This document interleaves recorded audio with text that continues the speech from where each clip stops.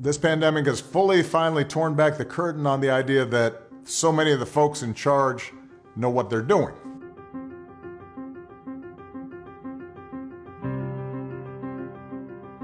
You're going to have to grow up faster than some generations.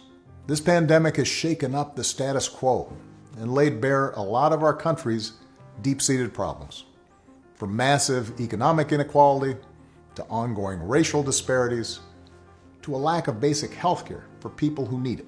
It's woken a lot of young people up to the fact that the old ways of doing things just don't work. That it doesn't matter how much money you make if everyone around you is hungry and sick. And that our society and our democracy only work when we think not just about ourselves, but about each other.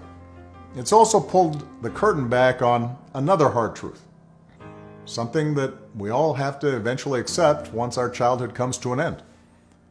You know, all those adults that you used to think were in charge and knew what they were doing? Turns out they don't have all the answers.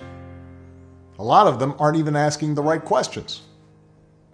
So, if the world's going to get better, it's going to be up to you. That realization may be kind of intimidating, but I hope it's also inspiring. With all the challenges this country faces right now, nobody can tell you, no, you're too young to understand, or this is how it's always been done. Because with so much uncertainty, with everything suddenly up for grabs, this is your generation's world to shape.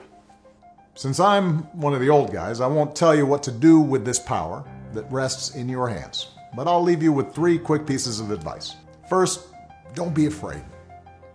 America's gone through tough times before. Slavery, civil war, famine, disease, the Great Depression, and 9/11.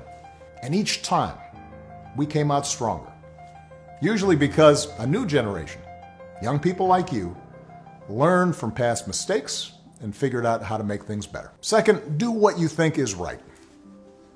Doing what feels good, what's convenient, what's easy, that's how little kids think. Unfortunately, a lot of so-called grown-ups, including some with fancy titles and important jobs, still think that way, which is why things are so screwed up. I hope that instead you decide to ground yourself in values that last, like honesty, hard work, responsibility, fairness, generosity, respect for others. You won't get it right every time. You'll make mistakes, like we all do. But if you listen to the truth that's inside yourself, even when it's hard, even when it's inconvenient, people will notice. They'll gravitate towards you. And you'll be part of the solution instead of part of the problem. And finally, build a community. No one does big things by themselves. Right now, when people are scared, it's easy to be cynical and say, let me just look out for myself, or my family, or people who look or think or pray like me. But if we're going to get through these difficult times, if we're going to create a world where everybody has opportunity to find a job and afford college, if we're going to save the environment and defeat future pandemics, then we're going to have to do it together. So be alive to one another's struggles. Stand up for one another's rights.